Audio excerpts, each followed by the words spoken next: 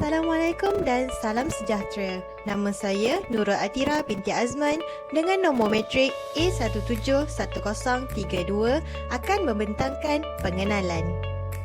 Seperti mana yang kita tahu, pendidikan merupakan asas penyatuan bangsa. Kebanyakan negara melaksanakan dasar pendidikan untuk pelbagai komuniti etnik. Tetapi, dasar ini telah mencetuskan polemik walau bagaimanapun ia masih dipraktikkan sehingga kini. Malaysia merupakan sebuah negara yang terkenal dengan kepelbagaian etnik. Malaysia telah menjadikan pendidikan sebagai asas penyatuan dalam proses pembinaan negara bangsa. Malaysia mempunyai dua dasar pendidikan iaitu Dasar Pendidikan Kebangsaan dan Dasar Bahasa Kebangsaan. Malaysia telah menjalankan sistem pendidikan vernakular atau jenis kebangsaan, iaitu sistem pendidikan ini berorientasikan komuniti etnik tertentu yang berkongsi kurikulum yang sama. Kebaikan daripada dasar pendidikan ini ialah pelajar yang mempunyai perbezaan latar belakang sosiopolitik, sekolah boleh mensosialisasikan mereka semula mengikut kumpulan yang sama sehingga ke peringkat yang lebih tinggi, di samping dapat mengamalkan semangat tolak ansur dan saling memahami antara satu sama lain. Salam sejahtera Doktor, nama saya Bommerwan dengan nombor matrik A171902. Sekarang saya akan membentangkan tajuk Sejarah Pendidikan di Malaysia dan Hubungan Etnik. Pembentukan masyarakat berbilang kaum dikaitkan dengan faktor kekayaan sumber alam di tanah Melayu, kemakmuran ekonomi serta kestabilan politik. Dasar penjajah British yang menggalakkan perhijahan buruh asing bagi menampung sumber tenaga manusia di tanah Melayu juga merupakan salah satu faktornya. Pihak British melaksanakan dasar pecah dan perintil dengan mengasingkan etnik mengikut komuniti masing-masing. Matlamatnya adalah untuk mengelakkan konflik antara satu sama lain. Hal ini menyebabkan orang Melayu tinggal di luar bandar, buruh dari India tinggal di estet, dan buruh dari China yang berniaga dan berlombong tinggal di kawasan bandar. Sekolah turut dibina di kawasan mengikut tempat tinggal setiap etnik. Ini menyebabkan pembentukan 4 buah jenis sekolah vernakular di tanah Melayu, iaitu bahasa Melayu, bahasa Cina, bahasa Tamil, dan bahasa Inggeris. Sistem vernakular pendidikan telah diperkenalkan dengan tidak menyediakan pelajaran vokasional dan teknikal kepada pelajar. Sistem pendidikan penjajah digantikan selepas kemerdekaan. Laporan Raman Talib digunakan untuk memantau ordinan pelajaran 1957. Terdapat beberapa isi kandungan laporan ini, contohnya bahasa kebangsaan ialah bahasa perantaraan di Malaysia. Bahasa kebangsaan hendaklah dipraktikkan di peringkat sekolah rendah, sekolah menengah dan juga universiti. Sebuah peperiksaan am akan menggunakan satu bahasa rasmi di peringkat sekolah menengah. Pendidikan teknik dan vokasional ditekankan demi memupuk minat masyarakat Melayu untuk melibatkan diri dalam bidang ini. Semangat saling menghormati dipupuk dalam diri masyarakat dengan menekankan pendidikan moral dan keagamaan. Laporan ini menjadi asas kepada penggubalan Akta Pendidikan 1961. Pada Ogos 1960, laporan ini telah diluluskan dan juga telah dimasukkan dalam Akta Pendidikan 1961. Selamat sejahtera Doktor, saya Wang Sekchin dengan nombor matrik A170828. Sekarang saya akan tentang latar belakang pendidikan komuniti etnik di tanah Melayu. Komuniti Melayu, Cina dan India telah mempunyai sistem pendidikan tersendiri yang bersifat tradisi. Dasar pecah dan berita mengukuhkan lagi kedudukan sistem pendidikan vernakular. Malah, usaha untuk menyatukan mereka di peringkat ini tidak timbul sehingga berlaku peristiwa Malayan Union. Bagi komuniti Melayu, di peringkat awal, dua bentuk sekolah telah dibina, iaitu persekolahan secara tidak formal dan sekolah vernakular Melayu. Persekolahan secara tidak formal adalah sekolah pontok yang menekankan penggunaan bahasa Melayu dan bahasa Arab sebagai bahasa mengantar. Sekolah ini membabitkan sekolah agama rakyat, sekolah pontok dan madrasah. Selain itu, sekolah vernakular Melayu terdiri daripada kerajaan British dan bahasa Melayu dikekalkan sebagai bahasa mengantar. Lepasan sekolah Melayu yang berlayakkan akan menyambung pelajaran ke PBSI. Di samping itu, bagi komuniti Cina adalah menubuhkan sistem pendidikan tersendiri yang lebih menjurus kepada pendidikan Cina klasik. Dasar British membuka peluang kepada penubuhan sekolah vernakular Cina. Sekolah berkenaan didubuhkan secara bersendirian dan dibiayai Persatuan Perniagaan Cina. Sekitar tahun 1920, kebangkitan semangat nasionalisme di China seperti fahaman Kuomintang dan komunis telah meresap masuk ke tanah Melayu menerusi sekolah vernakular Cina. Kesannya, Kedua-dua ideologi perkenaan dan sentimen anti-imperialis dan seterusnya anti-British telah mempengaruhi komuniti Cina secara berleluasa. Oleh itu, British bertindak tegas dengan mengubah enakmen pendedaran sekolah justeru bermula tahun 1924, sebahagian besar sekolah berkenaan menerima bantuan kewangan dan dipantau oleh kerajaan. Komuniti seterusnya ialah komuniti Indian. Komuniti Indian tidak mempunyai sumber ataupun dana kewangan tertentu untuk menubuhkan sekolah. Justeru, sekolah vernacular Tamil didubuhkan oleh pihak pengurusan estet. Bahasa Tamil sebagai bahasa pengantar, sukatan pengajaran dan tenaga pengajar diambil dari India. Namun, dengan persekitaran yang serba kekurangan dan lebih kepada penegangan sekolah rendah, para ibu bapa kurang memberi sambutan.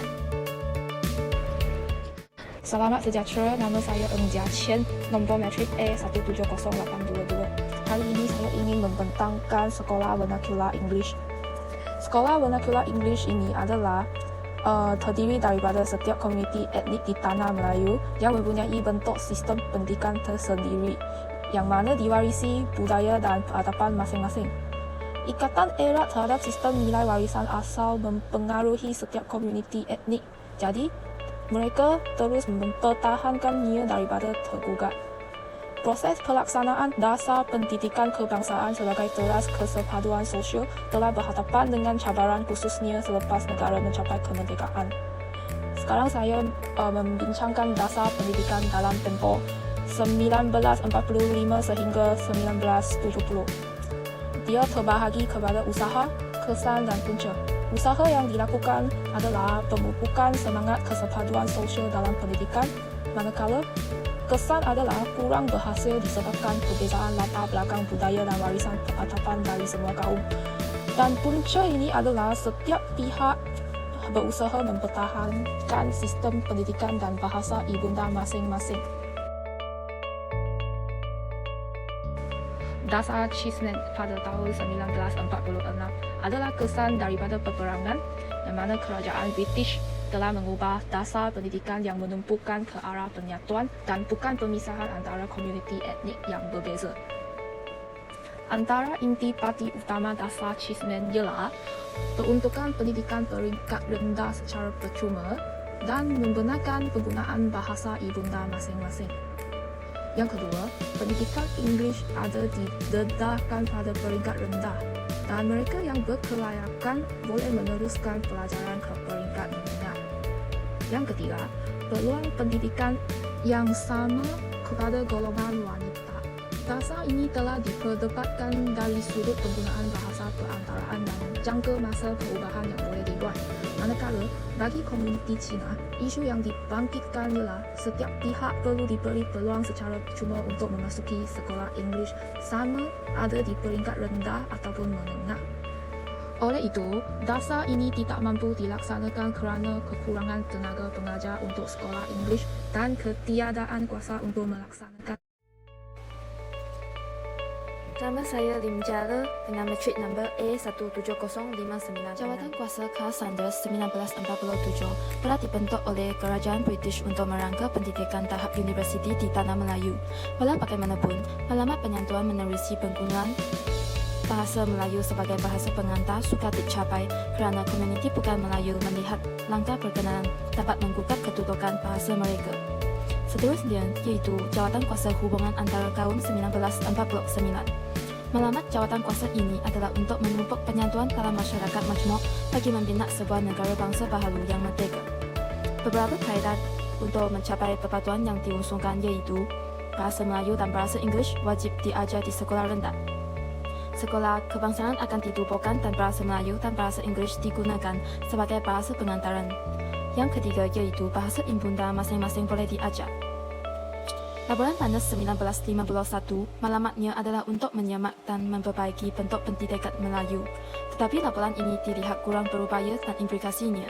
Jadi, laporan penuh 1951 diwujudkan. Tujuannya adalah untuk menyemak semula sistem pendidikan komuniti Cina. 3 unsur diketengahkan iaitu mempertahankan kedudukan sekolah Cina. Sekolah vernacular tidak boleh dihapuskan sehinggalah komuniti Cina merasakan pendidikan tersebut tidak diperlukan. Kesan agar sekolah Cina tidak memfokuskan bentuk, kaedah dan sukatan pendidikan dari negara China.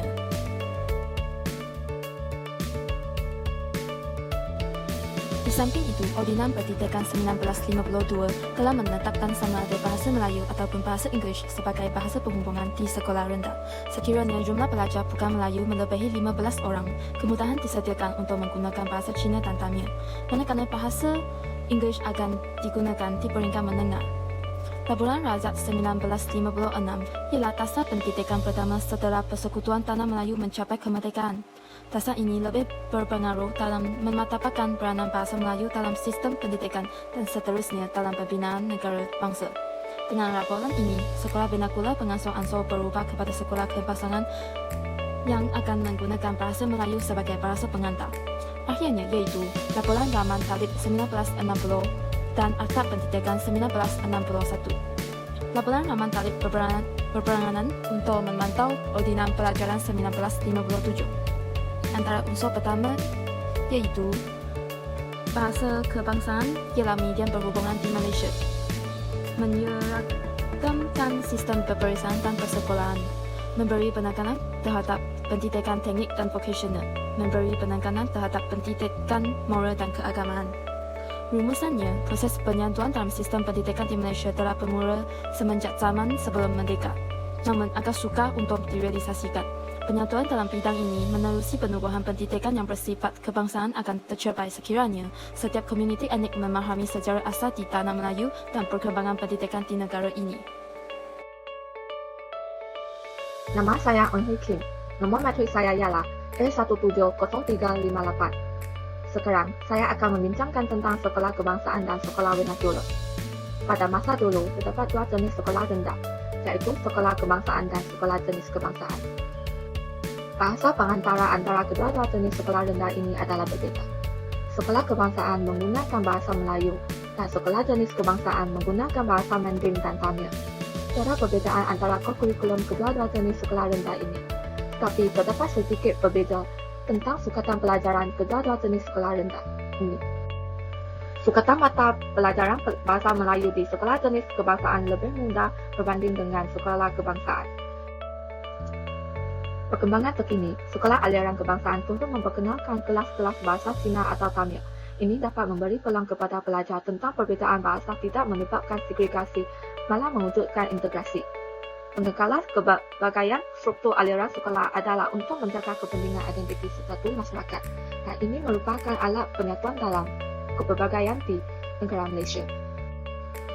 Untuk pendidikan menengah, terdapat 7 jenis kategori sekolah. Pelaksanaan program rancangan integrasi murid untuk perpaduan akan menggalakkan percampuran antara murid berbagai kaum. Pelajar sekolah jenis kebangsaan yang ingin melanjutkan belajar ke sekolah menengah kebangsaan perlu mengikuti kelas pelatihan selama setahun untuk mengukuhkan kekuasaan terhadap bahasa Melayu. Bahasa pengantar utama yang digunakan ialah bahasa Melayu, dan pembelajaran dalam bahasa ibunda mengikut etnik adalah dibenarkan. Kelas moral diwujudkan bagi pelajar bukan Melayu, dan mereka ada kebebasan memilih mata pelajaran di peringkat sekolah menengah. Pada masa kini, sekolah berasrama penuh termasuk Maktab Rendah Sai Semarang membuka ruang kota kepada pelajar bukan Melayu. Kehidupan pelajar di asrama memberi peluang kepada mereka untuk berinteraksi, mempelajari budaya dan memahami hak sesuatu etnik dengan lebih baik. Saya Khaw Sing Ning, nombor matrik A170752. Saya ingin meneruskan dengan sekolah wawasan. Sekolah wawasan ialah beberapa sekolah rendah awam yang berkongsi kemudahan yang sama dalam sebuah sekolah dan berkonsep belajar bersama-sama dalam satu kawasan yang sama tanpa gila kaum atau agama. Tujuan dan alamat sekolah wawasan adalah untuk mewujudkan perpaduan dalam kalangan murid-murid yang berbagai-bagai bangsa dan latar belakang. Tujuan kedua, memupuk semangat integrasi antara murid-murid daripada berbagai aliran. Tujuan seterusnya ialah melahirkan generasi yang mempunyai sifat toleransi dan persefahaman yang tinggi demi mewujudkan sebuah negara yang bersatu padu. Dan tujuan akhirnya ialah menggalakkan interaksi yang maksimum antara semua warga sekolah melalui perkongsian kemudahan sekolah dan pelaksanaan berbagai aktiviti lain di sekolah. Malangnya, mengikut kajian, sekolah wawasan tidak dapat sambung etnik bukan Melayu kerana dipercayai bahawa percampuran pelajar akan meruntuhkan penguasaan bahasa ibunda masing-masing. Selepas menduduki sijil pelajaran Malaysia iaitu SPM, pelajar boleh melanjutkan pelajaran di pra-universiti. Terdapat 3 jenis pendidikan pra-universiti di Malaysia iaitu tingkatan 6, matrikulasi dan diploma. Tingkatan 6 mengambil masa selama 2 tahun dan pelajar akan menduduki peperiksaan sijil tinggi persekolahan Malaysia iaitu STPM. Selain itu, pelajar juga boleh mengikuti program matrikulasi yang mengambil masa selama 1 atau 2 tahun. Matrikulasi telah memperuntuk sebanyak 90% tempat kepada pelajar Melayu dan Bumiputera. Pelajar yang memilih diploma akan meneruskan pengajian di pelbagai institut pendidikan seperti di Politeknik. Selepas menghabiskan pendidikan pra-universiti, pelajar boleh melanjutkan pelajaran ke institusi pengajian tinggi. Institusi pengajian tinggi terbahagi kepada 2, iaitu Institusi Pengajian Tinggi Awam IPTA dan Institusi Pengajian Tinggi IPTS. Pelajar di peringkat institusi pengajian tinggi akan melalui kehidupan di kampus selama 3 hingga 4 tahun atau lebih. Kehidupan mereka sebagai mahasiswa adalah secara perkongsian. Dengan melibatkan mahasiswa dalam aktiviti core kurikulum dan berpersatuan, dapat memupuk ke arah kesepaduan sosial yang lebih kukuh. Hal ini juga mempercepatkan konteks mencapai perpaduan nasional dalam kalangan masyarakat berbagai etnik. Assalamualaikum warahmatullahi wabarakatuh dan salam sejahtera. Nama saya Ilani Asnida binti Azmin. Nombor matrik A167953 akan membentangkan bahagian cabaran dalam pendidikan dan bahasa. Cabaran dalam pendidikan dan bahasa. Pendidikan ini mempunyai kaitan yang rapat dengan kesepaduan sosial. Namun setakat ini, kepelbagaian tersebut tak banyak menimbulkan masalah dalam pendidikan. Akan tetapi, terdapat beberapa isu ataupun cabaran yang berlaku yang menyebabkan masalah kepelbagaian etnik antara negara Malaysia. Yang pertama sekali adalah isu vernakular dalam sistem pendidikan yang kerap menjadi kontroversi. Hal ini demikian kerana seorang majoriti Cina yang bernama Dong Jiaozhong mengatakan isu vernakular ini tidak mengakibatkan polarisasi dan perpaduan kaum. Malah, ia mampu juga meningkatkan daya saing negara dan dia tak akan menjejaskan perpaduan dalam negara. Oleh itu, Dong Jiaozhong mengatakan menuntut 3 rukun politik Cina bagi mempertahankan sekolah vernakular tersebut. So, antara 3 rukun yang dituntut oleh Dong Jiaozhong adalah yang pertama, mempertahankan pendidikan Cina. Yang kedua, mempertahankan penerbitan akhbar Cina yang melibatkan 6 akhbar harian di Semenanjung dan 8 akhbar di Sabah Sarawak. Yang ketiga adalah mempertahankan persatuan Cina yang dikenali sebagai Huan Tuan yang melibatkan 8,000 buah persatuan seperti Persatuan Rumah Ibadat, Puak dan Bahasa, Politik dan Pendidikan, Perniagaan dan Perdagangan. Cabaran yang kedua adalah apabila Persatuan Guru-Guru Sekolah Cina Kuala Lumpur telah menggesa PGGSC di negara lain untuk menyokong tindakan mereka dengan mengemukakan Memorandum Pendidikan Persekutuan Malaya. Sokongan ini telah membawa kepada penubuhan Jiaozhong pada tahun 25 Disember 1951. Dalam tuntutan tersebut, mereka menyatakan bahawa bahasa Cina, Tamil, Inggeris dan Melayu diberi layanan yang sama dan disenaraikan sebagai bahasa rasmi. Yang kedua adalah pendidikan Cina hendaklah menjadi satu daripada aliran negara.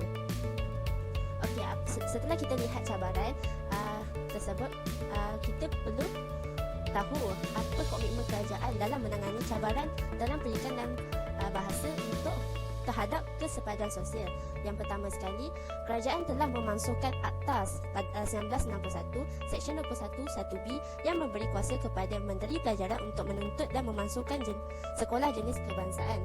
Hal ini demikian kerana Menteri Pelajaran mengambil dasar tolak ansur dengan kaum Cina. Jadi mereka mengambil keputusan yang berani untuk memansuhkan akta tersebut agar mereka tidak rasa takut sekolah jenis kebangsaan akan dimansuhkan. Namun begitu, mereka akan menubuhkan satu akta baru yang dipanggil sebagai Akta Pendidikan 1996. Dalam akta tersebut, mereka akan melaksanakan dasar pendidikan negara yang berasaskan falsafah pendidikan kebangsaan yang dicapai oleh sistem pendidikan kebangsaan. Dalam falsafah tersebut, mereka akan memperuntukkan bahasa kebangsaan sebagai bahasa pengantar utama, kurikulum kebangsaan dan juga peperiksaan yang sama. Yang ketiga adalah kerajaan perlulah mewujudkan pendidikan yang berasaskan satu Malaysia. Maksud pendidikan yang berasaskan satu Malaysia itu ialah dengan mengikut kajian pekaji-pekaji tersebut, mereka mengatakan bahawa salah satu cara dia adalah dengan mewujudkan satu jenis sekolah sahaja. Hal ini demikian kerana kita sering nampak atau sering kita lihat bahawa kaum-kaum seperti kaum Cina dan India yang berpendidikan daripada sekolah kebangsaan atau sekolah Inggeris lebih mudah bergaul dan bertutur dalam bahasa Melayu berbanding dengan sekolah mereka yang mendapat pendidikan daripada sekolah jenis kebangsaan. Jadi mereka menyatakan bahawa kewujudan satu jenis sekolah sahaja adalah salah satu cara terbaik untuk meningkatkan kesepaduan sosial antara kedua etnik. Selain itu, sekolah kebangsaan ini juga banyak peruntukan dan kelebihannya dan mampu memberi pendedahan kepada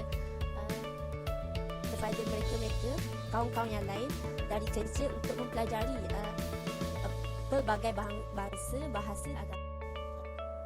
Selamat sejahtera Doktor, nama saya Lim Hui Yi dengan nombor matriks A170711. Saya akan membentangkan bahagian kesimpulan. Ejen sekolah diletakkan sebagai ejen kedua penting dalam sosialisasi politik dan perpaduan. Ramai berhujah bahawa keberbahagiaan sebagai sesuatu kekuatan, namun terlalu banyak perbezaan juga tidak membawa kepada kebaikan. Kerajaan perlu mencari titik persamaan untuk memenuhi matlamat gagasan Satu Malaysia. Persamaan itu hanya akan mendapat dicapai dengan memahami dan berkongsi matlamat wawasan negara dalam kalangan rakyat dan diterajui oleh barisan kepemimpinan yang sentiasa berpegang kepada slogan rakyat didahulukan, pencapaian diutamakan. Itu sahaja daripada saya. Sekian, terima kasih.